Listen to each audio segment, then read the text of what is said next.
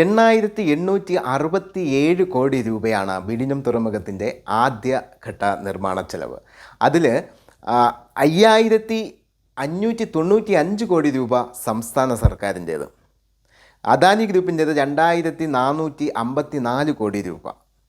പിന്നെ ബാലൻസ് ഉള്ള തുകയെന്ന് വെച്ചാൽ BGF വഴി ലോൺ എടുത്ത് തിരിച്ചടയ്ക്കണം, നമ്മുടെ സർക്കാർ തിരിച്ചടയ്ക്കേണ്ടുന്നതാണ്. അത് വന്നിട്ട് 817 കോടി രൂപ. ഇതിൽ രസം എന്താണെന്നറിയോ, ഞാൻ ഇന്നലെ കുറേ ഫേസ്ബുക്ക് പോസ്റ്റുകളൊക്കെ കണ്ടു. നരേന്ദ്രമോദിയും രാജീവ് ചന്ദ്രശേഖരും ഒക്കെ നിൽക്കുന്ന വിഴിഞ്ഞം തുറമുഖത്തിൻ്റെ ബാക്ക്ഗ്രൗണ്ടിൽ അത് കാണിച്ചുകൊണ്ടുള്ള പോസ്റ്ററുകൾ കണ്ടു. ഇത് കണ്ടുകൊണ്ടാണ് ഞാൻ കേന്ദ്ര സർക്കാർ എങ്ങനെയാണ് ഈ വിഴിഞ്ഞം തുറമുഖത്തിനെ സഹായിച്ചത്, അല്ലെങ്കിൽ അവരുടെ കോൺട്രിബ്യൂഷൻ എത്രയാണ് എന്നറിയാൻ വേണ്ടി പോയതാണ്.